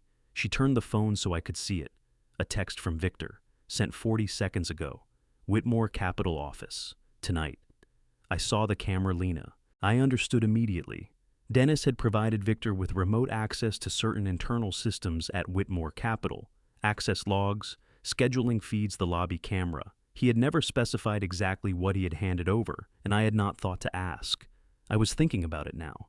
Tyler looked at me across the table. He knows. Yes, I said. I felt something settle in me, not panic, not fear, but the cold clarifying focus that arrives when a situation removes all remaining ambiguity. Then we moved faster. I picked up my phone and called Tyler's contact at the California Attorney General's office. It was 11:43 at night, and I left a message, and the message was 3 sentences long, and the last sentence was, "We are ready to file."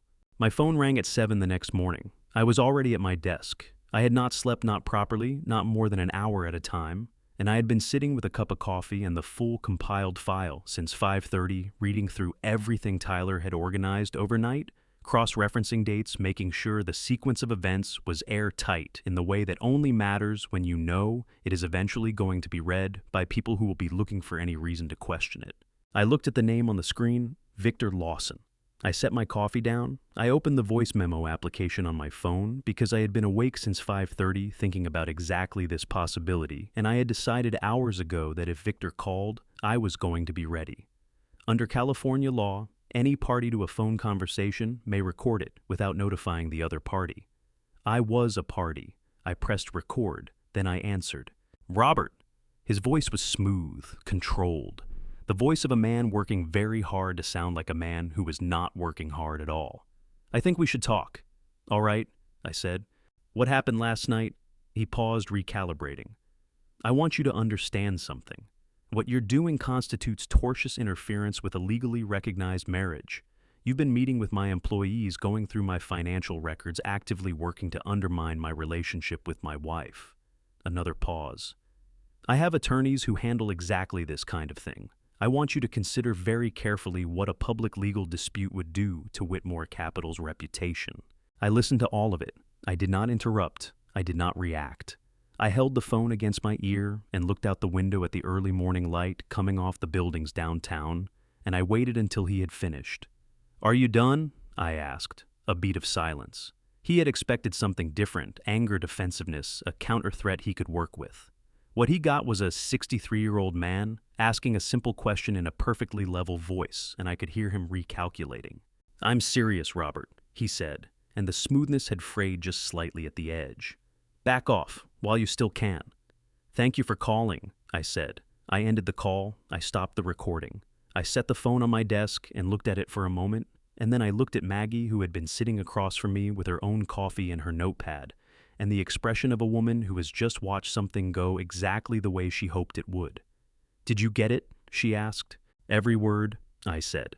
Tyler arrived 20 minutes later. I played him the recording and watched him listen to it, with his lawyer's ear parsing, not just what Victor had said, but what it revealed about his state of mind, his awareness of what was happening, his calculation of what leverage he still had available to him. When it finished, Tyler looked up.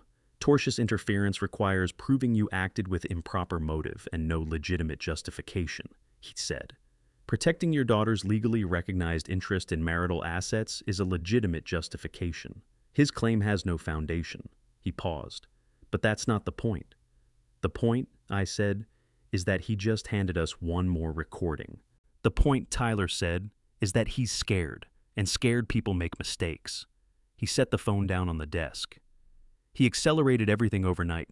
Uncle Robert, I checked the title transfer status this morning. He's pushing the Bel Air property through faster than the original timeline. We have 10 days, maybe less. 10 days. I stood up and walked to the window. The city was fully awake now. Morning traffic on the freeway, below the light, hard and bright, the way it gets in Los Angeles when the Santa Ana winds have cleared the air overnight. 10 days felt both impossibly short and exactly right, the kind of deadline that removes the luxury of caution and replaces it with something cleaner. "Get me Senator Harmon," I said. "Today, in person." Maggie was already reaching for her phone. "And Tyler." He looked up from his laptop. "The AG filing, where does it stand?" "Submitted at 6 this morning," he said. "They have everything. Crestview Holdings, documentation, the Rao report, Moss's cooperation agreement, Dennis's accounting records, the insurance policy Lena's recording, and now this." He gestured toward my phone. "They'll move when we give them the word." "Good," I said. "Then we give them the word after the party." Tyler looked at me steadily. "You still want to do it that way?" "Claire needs to see it," I said, in a room full of people who all witnessed the same thing at the same moment.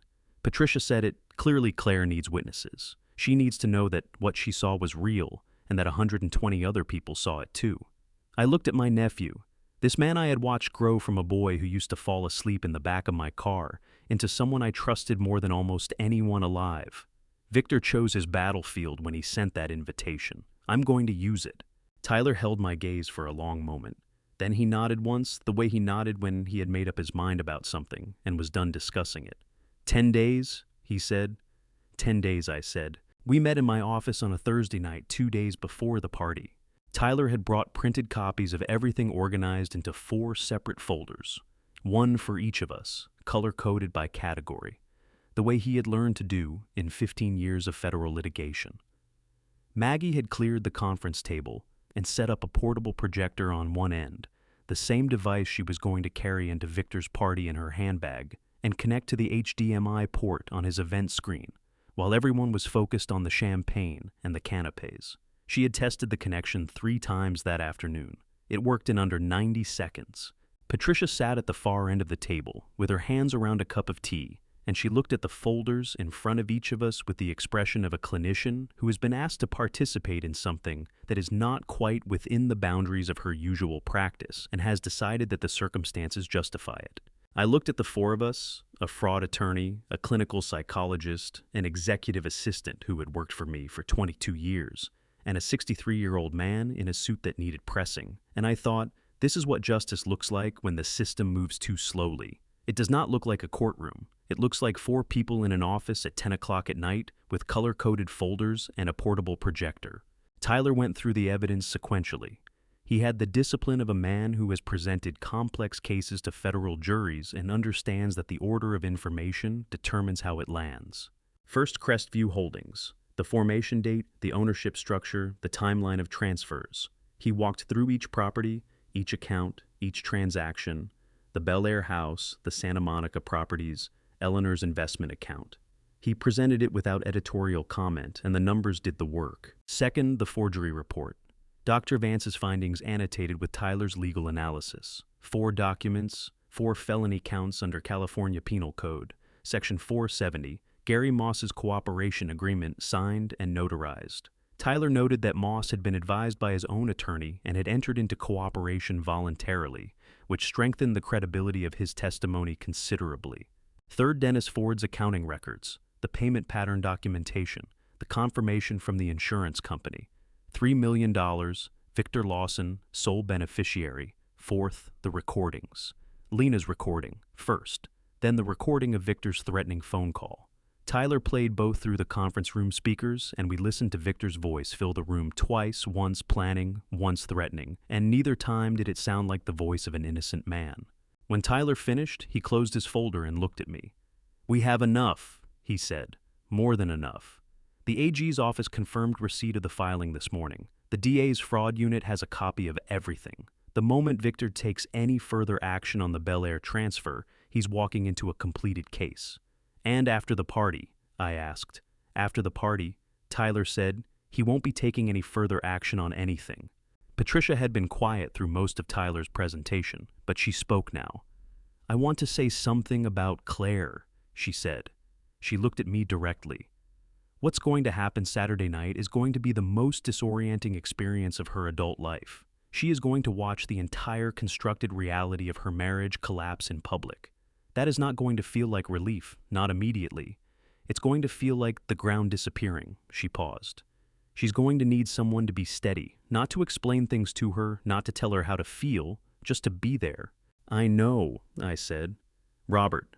Patricia's voice was careful and direct in the way it always was when she had something important to land. "Don't try to catch her before she falls. Let her fall, and then be there when she's ready to stand up.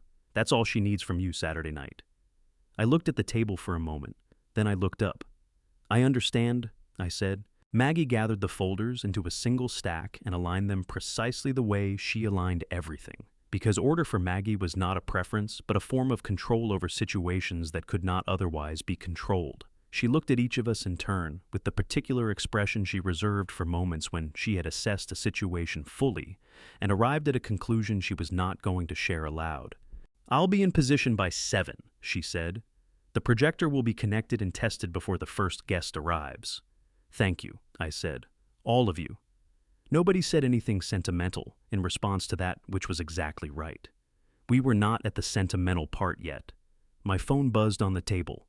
A text message. I looked at the screen. "Claire." Sent at 11:47 at night. Dad, Victor is throwing his summer party Saturday. He mentioned he'd like you to come. I'd feel better if you were there. I read it twice. I read the specific phrasing of it, not Victor wants you there, but I'd feel better if you were there. 4 words that told me everything about what my daughter was carrying into that party, and what she was hoping without knowing exactly why that my presence might provide. Tyler was watching me. Victor wants you in the room, he said. He thinks he's setting the terms. I set the phone down. I know, I said. He thinks you're walking into his party, Tyler said. He has no idea you've been living in it for 4 months. I picked up my pen. I typed back a single line. I'll be there, sweetheart. I set the phone down and looked at the projector sitting at the end of the table. Small, black, unremarkable, the kind of device you would carry in a handbag without anyone looking twice. Victor had spent 7 years building a room full of people who believed in him. In 48 hours, that room was going to see something different. Get some sleep, I told them. All of you. Tomorrow we go over the sequence one more time. Saturday we finish it. They filed out one by one. Maggie lass, turning off the conference room lights as she went, leaving me in the glow of the city outside the window.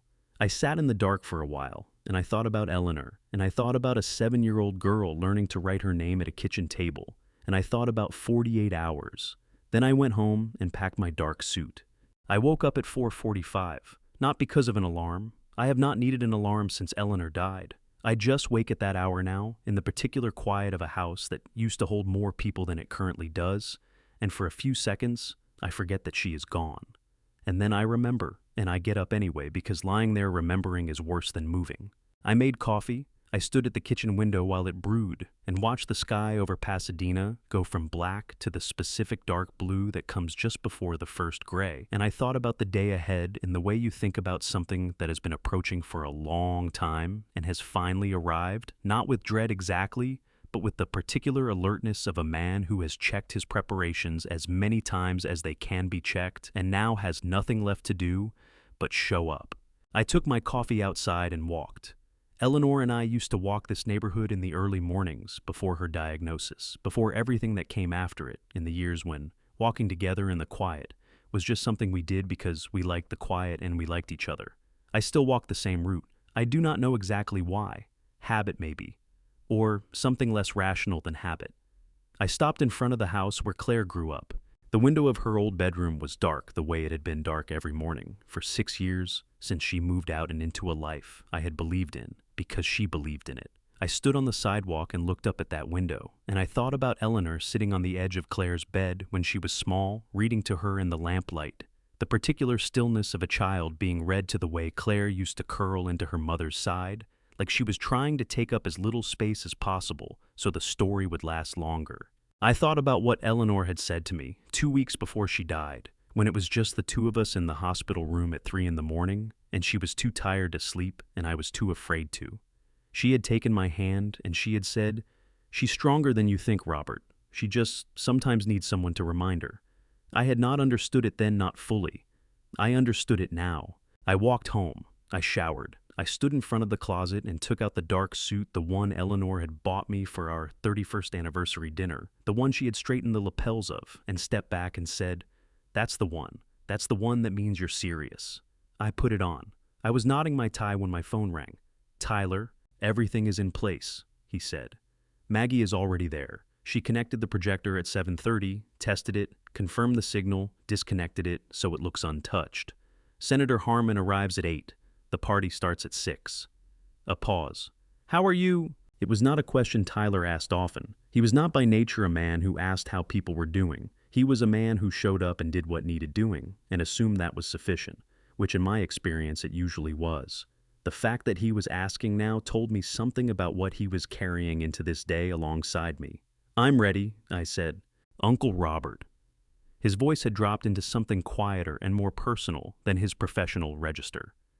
"What you've done these past 4 months, I need you to know that I don't think there are many people who would have done it the way you did it. The patience, the discipline." He stopped. "She's lucky to have you." My throat did something I was not going to discuss. "Don't make me sentimental before I have to walk into a room with 120 people," I said. Tyler made a sound that was almost a laugh. "Copy that," he said. "I'll see you there." I ended the call. I stood in the hallway of my house with my tie straight and my dark suit on, and Eleanor's photograph on the table by the door, the one from our trip to Savannah, the one where she is laughing at something I said, and her whole face is in it, and I looked at it for a moment. "I'm bringing her home," I said quietly. "The way you always knew I would." I picked up my keys. I walked out into the morning. We are almost at the moment everything changed. Before I take you inside that party, before you see what Victor did, what I saw, and the 2 seconds I will never stop thinking about, leave a ready in the comments below. It takes 1 second and it means the world to me to know who's walking into this next part with me. Quick note. Some details in this story are fictional, crafted to carry a message worth hearing. If you'd rather not continue, this is the right place to pause. But if you're ready, so am I. I arrived at the Bel Air estate at 6:47, late, deliberately. In 35 years of business, I had learned that the man who enters a room last sees it most clearly, sees who has already chosen their alliances, who is performing for whom, and where the exits are. The valet took my car, and I walked up the stone path alone. I paused at the garden wall in the shadow of the bougainvillea, and I looked at what Victor Lawson had built with everything I gave him: the pool lights, the string quartet, the jasmine in the evening air. 120 people who believed completely and without question that the man hosting this party had earned everything surrounding them. He had not. But they did not know that yet. I found Tyler first standing near the far end of the terrace, a glass of water in his hand, close enough to the event screen's HDMI input panel to reach it in under 20 seconds. He did not look at me. Good. I found Maggie next, seated beside Senator Harmon near the garden entrance. Her handbag rested on the table. Inside it, the projector. Tested 3 times that afternoon. Connected and ready since 7:30 that morning. Harmon caught my eye across the terrace. He gave me nothing, no nod, no signal. Only a brief, steady look that told me everything I needed to know. Then I found Claire.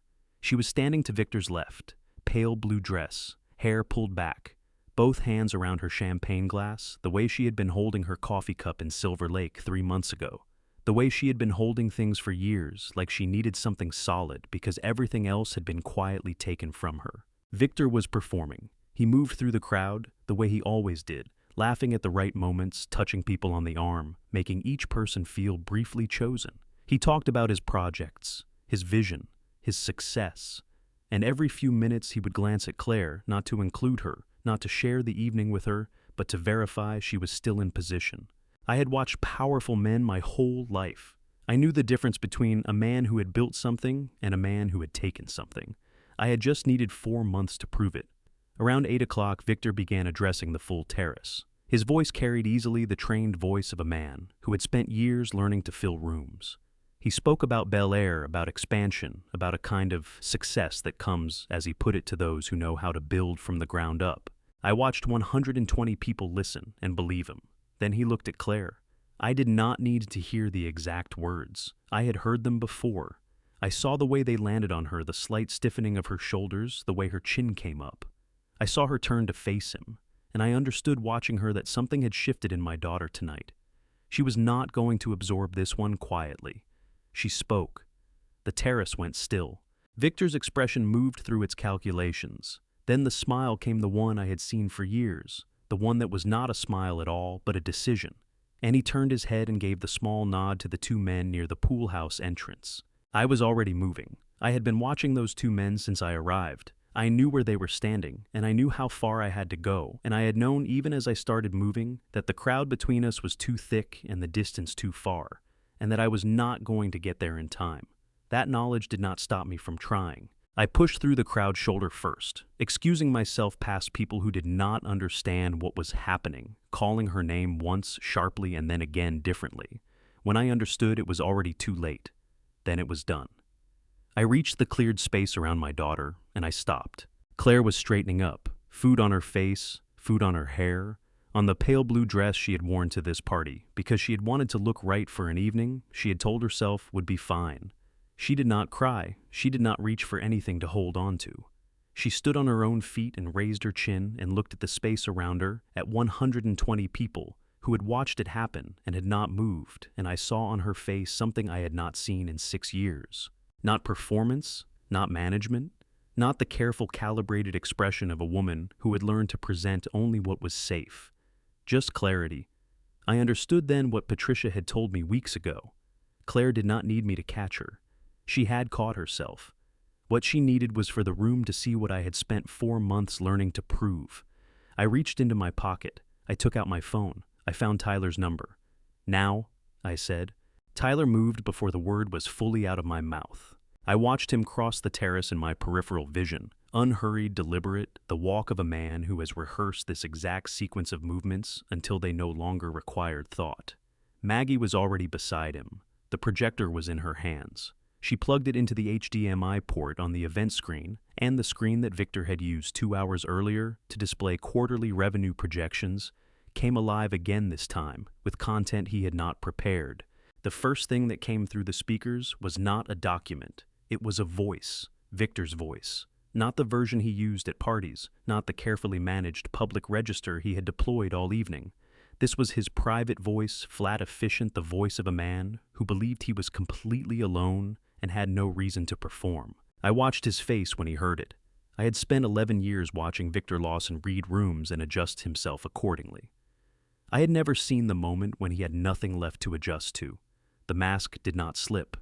It simply stopped working the way a machine stops working when the thing it was designed to protect no longer exists. Around him, 120 people stood very still. The first document appeared, Crestview Holdings, the formation date, the name Raymond Lawson. Victor began speaking. I could hear the mechanics of his recovery, the way he reached for familiar tools, denial first, then indignation, then appeal to relationship. I watched the faces nearest to him. I watched the moment when those faces stopped responding the way he expected them to. The second document appeared, Dr. Vance's forensic report, the side-by-side signatures, the conclusion that needed no translation. A man near the center tables, someone I had known for 12 years, someone who had brought real business to Lawson Premier Properties, stood up and walked toward the garden entrance. He did not say anything to the people at his table. He took out his phone as he walked. He was not the last. The insurance policy appeared, $3 million. Claire's name, Victor's name as sole beneficiary. The corporate account that had paid the premiums for 14 months. I heard a woman somewhere behind me make a sound she had not intended to make, small and involuntary, the sound of understanding arriving before you are ready for it. Claire was 12 feet away from me. She had not moved from the spot where she had straightened up. She was reading the screen the way I had watched her read architectural drawings in graduate school, methodically, completely not looking away until she understood exactly what she was looking at. Her right hand came up and pressed flat against her chest. Then the final recording played. Victor's voice again, this time from 7 o'clock that same morning, from a phone call he had made believing he was the one with leverage. The terrace went completely still. I had spent 4 months building toward this moment. 4 months of late nights and legal filings and conversations I could not have with my daughter because the timing was not right. I had imagined it many times. What I had not imagined was how quiet it would be. 120 people, and the loudest thing in the room was the timestamp on an audio waveform. Victor turned. He scanned the room. He was looking for something he could still use. I watched him find it, or think he had found it, in the direction of Senator Harmon's table. "Jim." His voice had lost its architecture entirely. What was underneath it was not anger, and it was not calculation. It was the sound of a man who has just understood that the story he has been telling about himself is over. "Jim, you know Robert. Tell them." Senator James Harmon set down his water glass. He did it slowly, deliberately, with the particular economy of a man who has spent 30 years understanding that, in rooms full of people watching you, how you do something communicates as much as what you do. Then he stood up. Harmon did not raise his voice. He did not need to.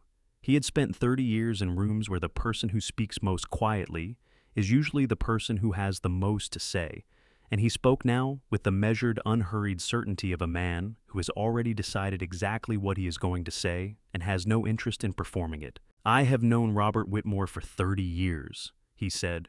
He was not looking at Victor. He was looking at the room, at the developers and the investors and the partners and the people who had come to this party because Victor Lawson's name meant something to them, and who were now sitting very still with champagne they were no longer drinking. I was introduced to Victor Lawson by Robert 7 years ago. At the time, Victor had not yet established himself in this market. Robert Whitmore opened doors for him that he could not have opened for himself. A pause not for effect, but because Harmon was a man who believed words deserved space around them. I think everyone in this room should look very carefully at their contracts with this man before they leave tonight. He sat back down. He picked up his water glass and resumed his conversation with the man beside him, as though he had simply answered a question that had been put to him, and the matter was now resolved. Victor stood in the center of the terrace and looked at the room and understood, I think in that moment, fully and finally, and with no remaining room for revision, that there was nothing left to say. The performance was over. Not because anyone had shouted him down or confronted him or forced a conclusion, simply because the audience had stopped believing, and a performance without an audience is just a man standing alone talking to himself. Phones came out of pockets, not to film, or not only to film. People were calling their attorneys. I watched the Century City developer speak quietly into his phone near the garden entrance, his hand cupped around the mouthpiece. I watched two women from a Beverly Hills investment firm exchange 3 words with each other, and then stand simultaneously and collect their things with the brisk efficiency of people who have made a decision and are not interested in revisiting it. The estate's security staff appeared at the terrace entrance, not Victor's men, but the house staff. 2 men in dark jackets who had been stationed at the gate all evening, and who now moved across the terrace with the quiet authority of people who have been given a specific instruction and intend to carry it out. Victor looked at them. He looked at me. He looked at the screen still displaying the final audio waveform, the timestamp from that morning's call, his own voice frozen at the moment of its worst decision. He did not say anything. I had expected, I think, some final attempt, some last maneuver, some words assembled into a shape that might still change the outcome. But there was nothing. Victor Lawson, who had spent 7 years building a version of himself that required an audience to exist, had nothing left when the audience was gone. He walked across the terrace. The crowd parted around him, not dramatically, not cruelly, just the natural movement of people stepping back from something they no longer want to be near. He reached the garden entrance, and the security staff fell into step beside him, one on each side, and they walked down the stone path toward the gate. A criminal arrest requires an investigation and a warrant, and that process had already begun the moment Tyler filed with the California Attorney General's office that morning. Tonight was not the end of Victor Lawson's legal reckoning. It was the beginning of it. The sound of his footsteps on the path faded into the jasmine-scented evening air. And then there was only the sound of the pool and the string quartet that had stopped playing at some point in the last 10 minutes, and was now sitting very still with their instruments in their laps. I stood at the edge of the cleared space and breathed. Around me, the evening was reorganizing itself. People moving in small clusters, low voices, the careful recalibration of a room full of people who have witnessed something they had not come here to witness and are still deciding what to do with it. Maggie appeared at my elbow, collected the projector from the screen panel without a word, and slipped it back into her handbag. Tyler was already on his phone, speaking quietly, head down, and Claire was standing in the middle of it all. She had not moved from the spot where she had been standing. When she straightened up, when she raised her chin and found her feet and refused with whatever she had left to collapse in front of 120 people. She was standing there, still in the pale blue dress, with the evidence of what Victor had done still on it, and she was looking at the screen, at the document that was still displayed there. Her name on a life insurance policy she had never agreed to the sole beneficiary, the man she had married. Her shoulders were shaking, not from crying or not yet.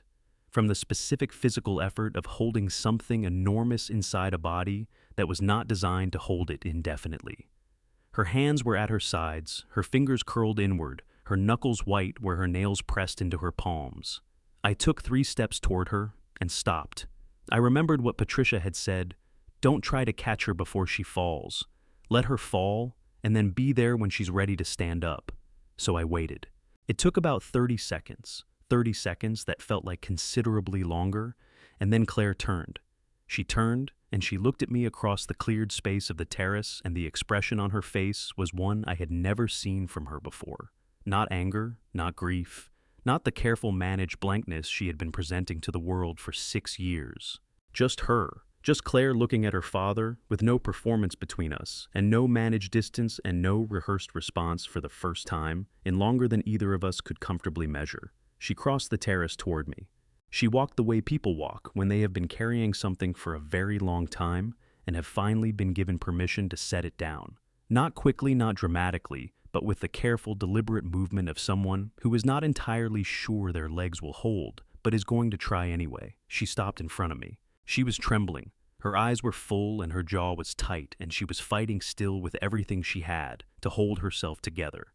And I understood looking at her that she had been fighting that same fight every day for 6 years, and that she was very, very tired. "Dad," she said. Her voice came out in pieces, broken up by the effort of holding the rest of it back, each syllable costing her something. "I need—" She stopped.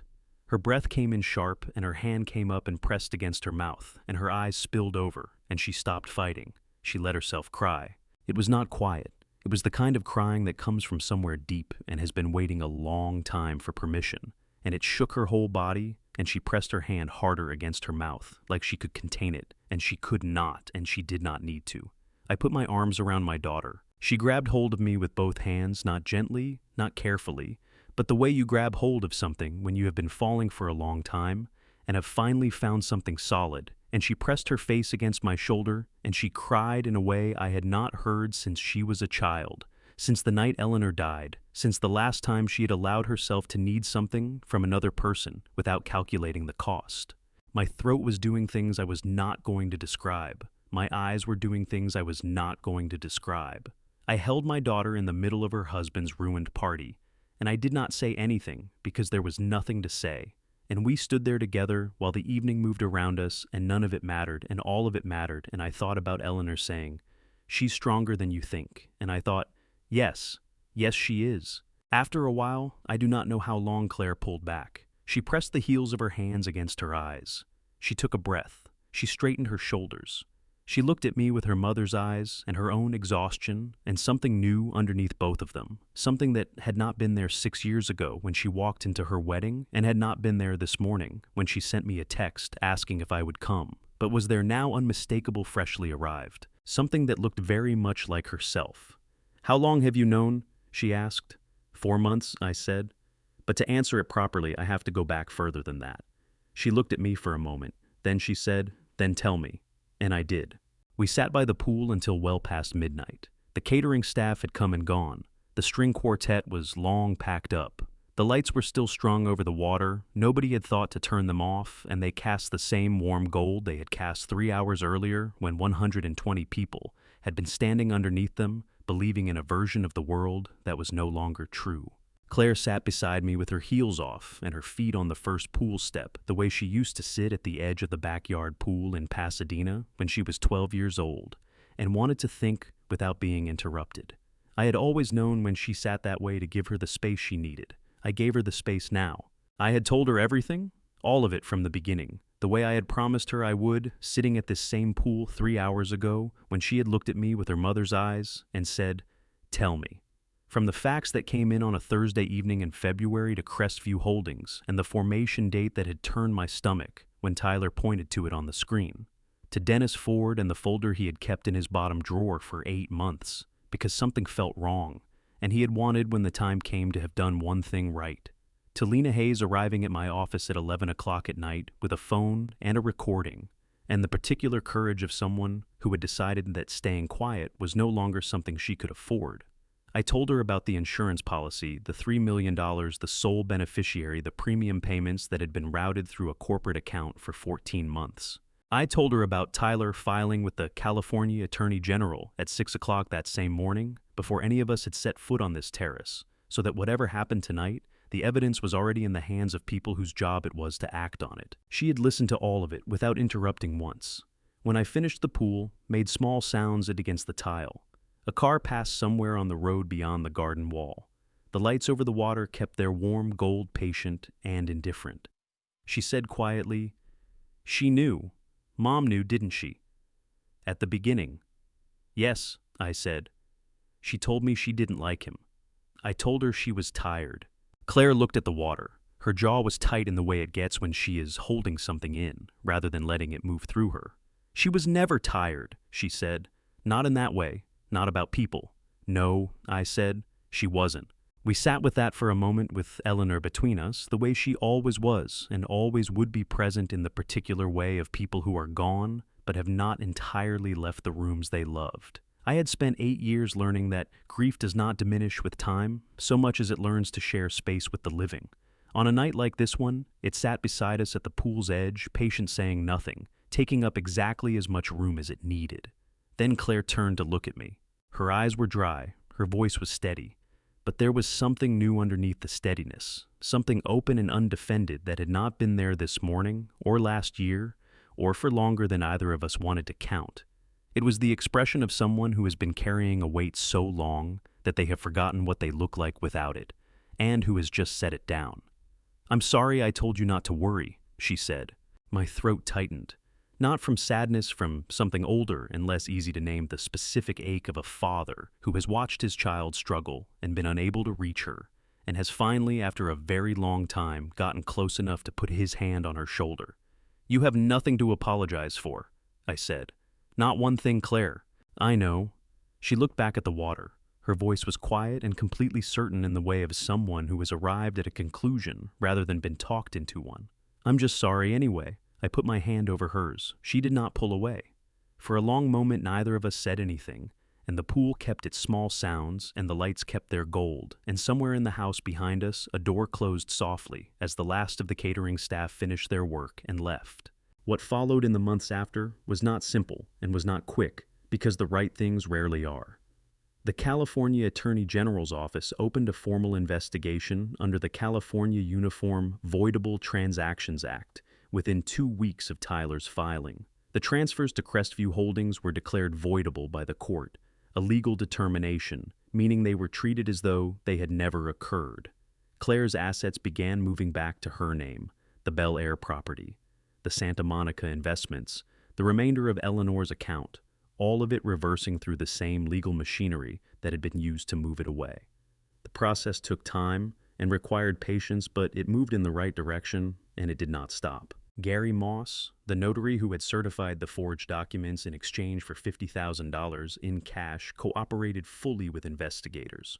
His notary license was suspended pending the outcome of proceedings against him. He had retained his own attorney before Tyler made the second call, which his attorney later noted had been the wisest decision he had made in the entire affair.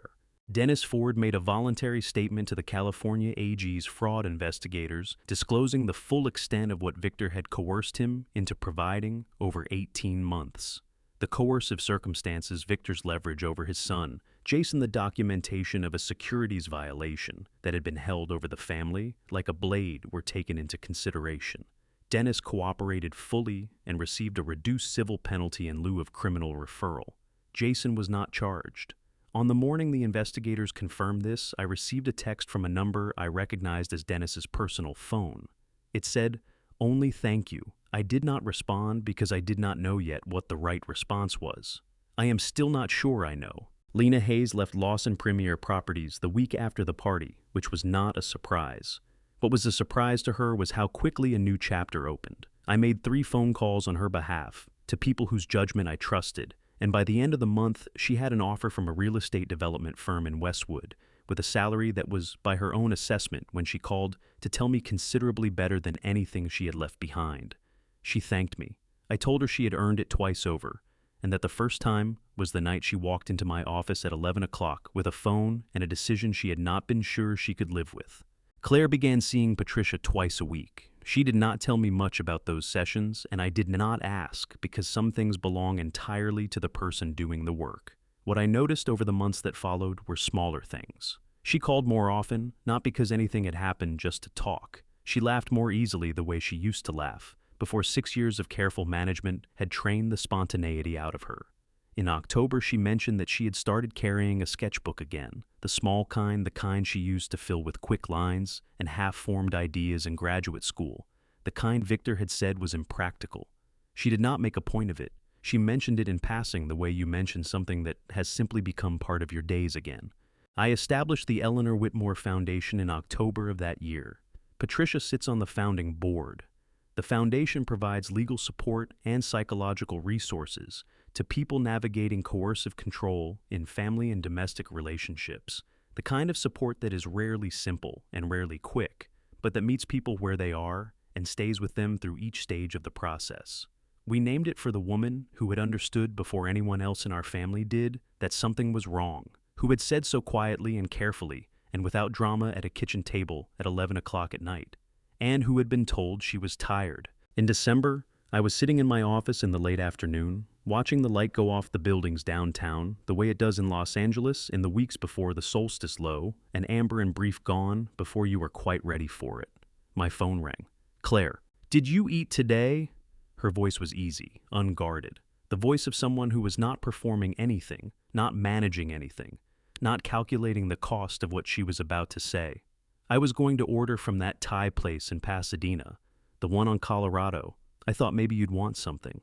I looked at Eleanor's photograph on my desk, the one from Savannah where she is laughing at something I said, and her whole face is in it, not just her smile but her eyes, her forehead, the way she held her head when something genuinely delighted her.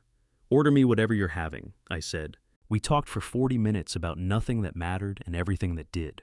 A book she was reading, something about a woman who restores old buildings in the south of France, which she said was making her want to go to the south of France. A building she had driven past in Silver Lake that she thought had interesting bones and was probably going to be demolished for a parking structure, which she said was a crime.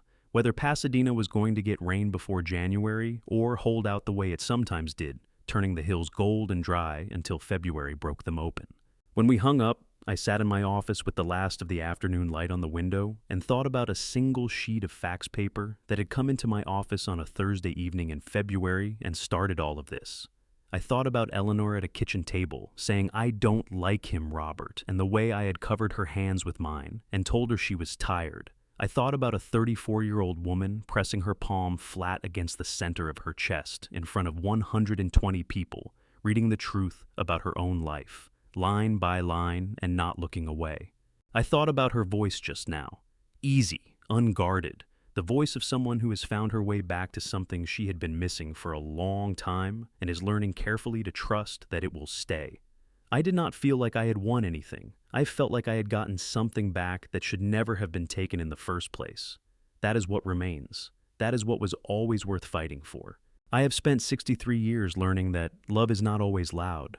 Sometimes it shows up quietly, keeps records in the dark, and waits for the right moment. I was not a perfect father. I did not listen when Eleanor warned me. I told myself Claire was fine because the alternative was too painful to face. Do not make my mistake. If someone you love has gone quiet in ways they never used to pay attention. Family betrayal does not always arrive with anger. Sometimes it arrives with a smile and a signed contract. I believe, and I say this as a man who got on his knees and thanked God the night his daughter called just to ask if he had eaten, that no one should ever have to fight for the people they love completely alone. Every family story deserves a witness. Every daughter deserves a father who keeps showing up. If this family story moved you tonight, share it with someone who needs to hear it. Leave a comment. Tell me what part of this family betrayal stayed with you. And if you want more stories about real love, real courage, and real justice, subscribe to this channel. We will be here. Thank you so much for staying until the very end. The stories shared here contain fictional elements crafted for reflection and education. If this content is not the right fit for you, we kindly invite you to explore other content that speaks to you better.